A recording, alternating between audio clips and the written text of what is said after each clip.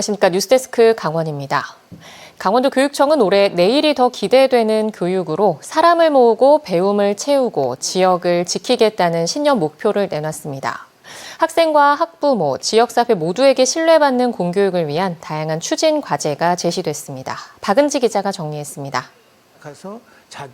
신경호 교육감은 학생 감소, 지역 소멸 위기에 직면한 작은 학교를 작아서 더 매력적인 학교로 만들겠다는 구상을 내놨습니다. 도심의 학생들이 주소 이전 없이 작은 학교를 다닐 수 있도록 학구 광역화를 확대하고 농어촌 유학 사업도 2023년 33명에서 올해는 250여 명으로 대폭 확대됩니다.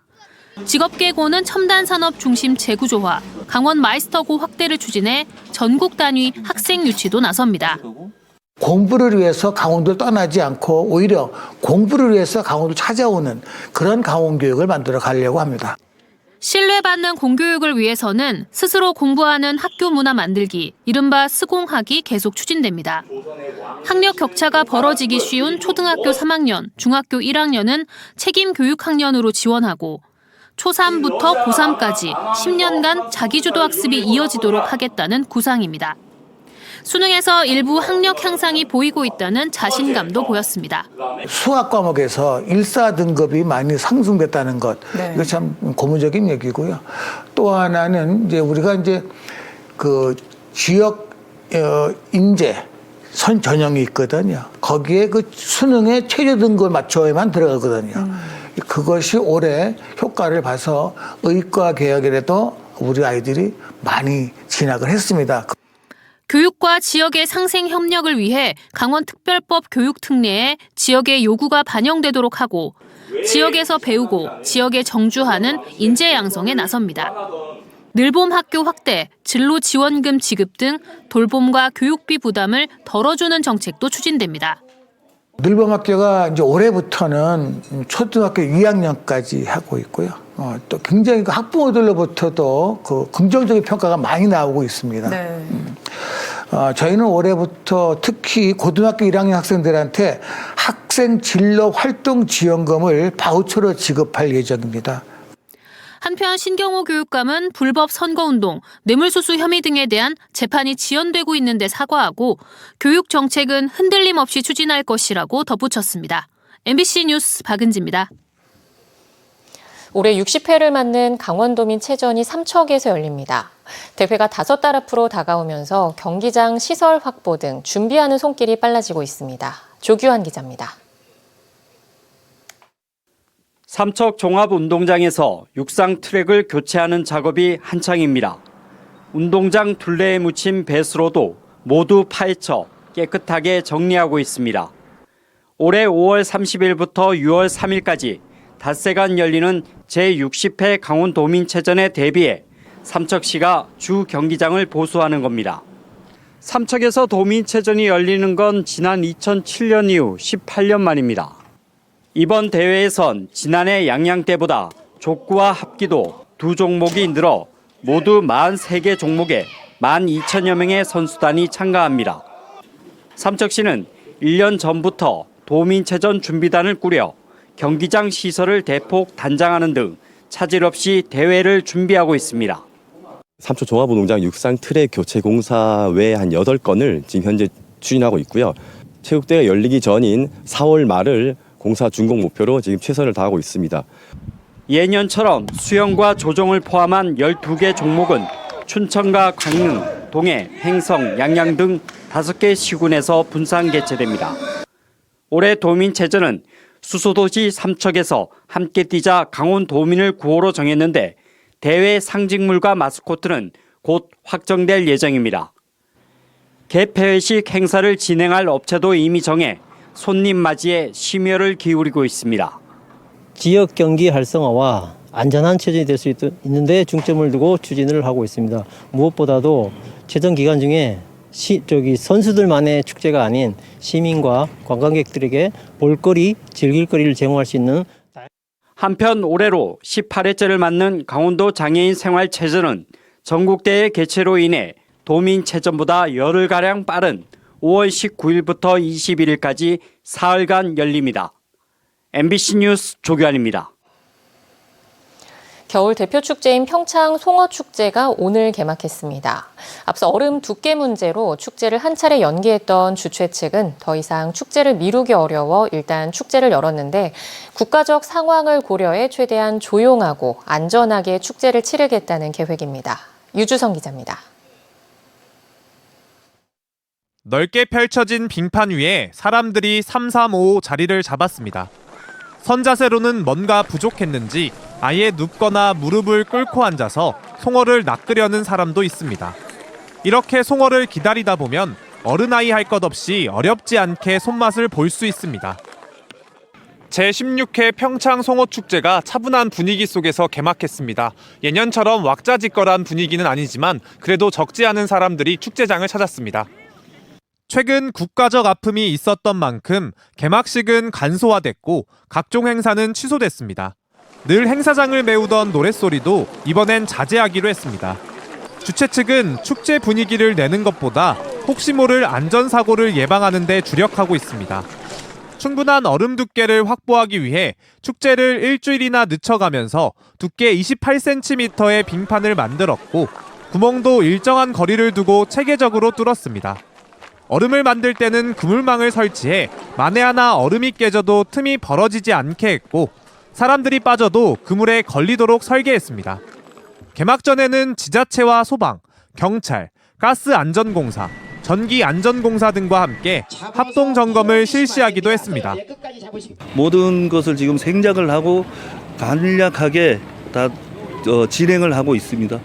일주일 동안 미뤄놨는데 더 이상 미루게 되면 우리가 내방객들과 우리 국민들하고의 약속을 못 지키는 경우가 돼서 또 오는 11일에는 화산 활동으로 형성된 특이한 암석과 주상절리를 볼 수 있는 철원 한탄강 얼음 트레킹 축제가 개막하고 지난달 선등거리와 얼음 조각 광장 타빙식을 시작으로 포문을 연 화천 산천어 축제도 11일부터 2월 2일까지 펼쳐집니다.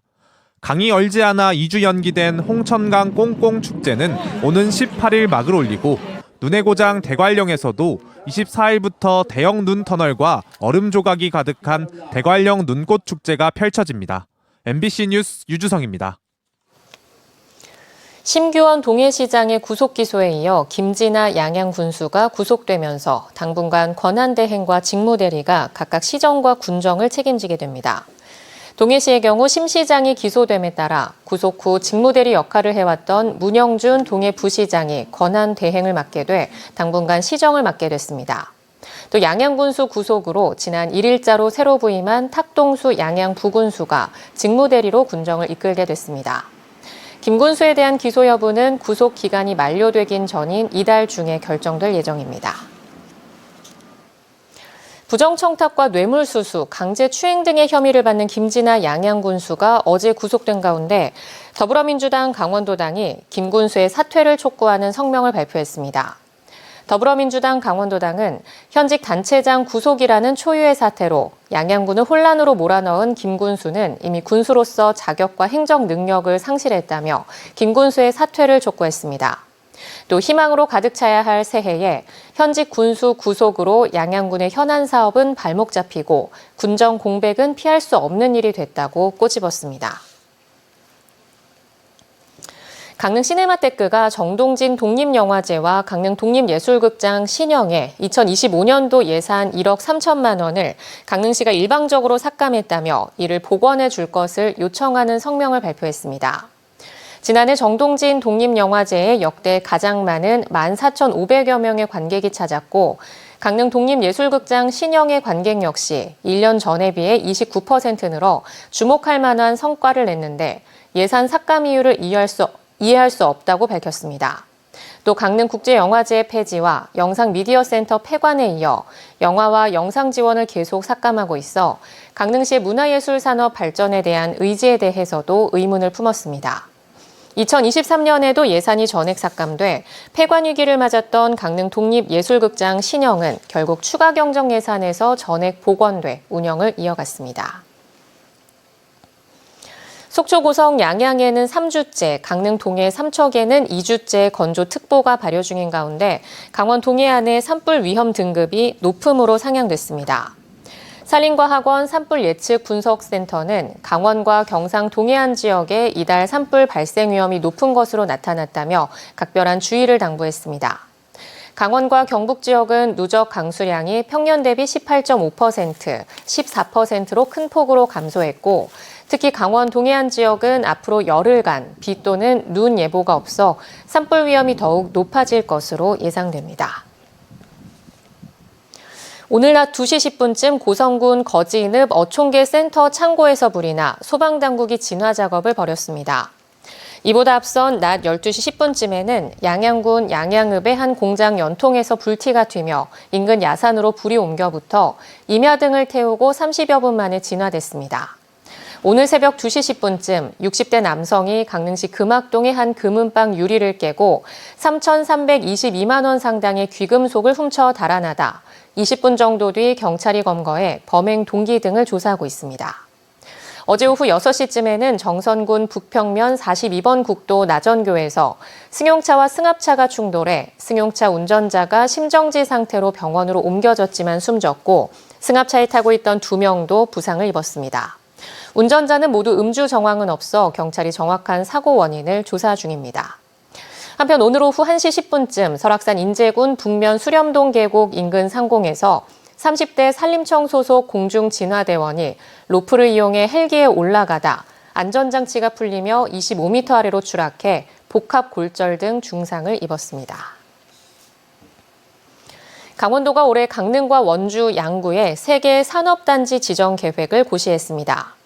강원도는 강릉과학산업단지 14만 6천 제곱미터 가운데 6만 7천 제곱미터의 확장 사업을 포함해 원주 신평농공단지 23만 6천 제곱미터, 양구 제2농공단지 3만 9천 제곱미터의 지정 계획을 공개했습니다. 강릉시는 지난해 주민 설명회를 했던 강릉과학산업단지 확장 사업이 올해로 사업 연도가 이연되면서 다시 한번 고시한 거라고 설명했습니다. 강릉시가 올해 59개의 공모사업에 선정돼 모두 1,033억 원의 외부 재원을 확보했다고 밝혔습니다.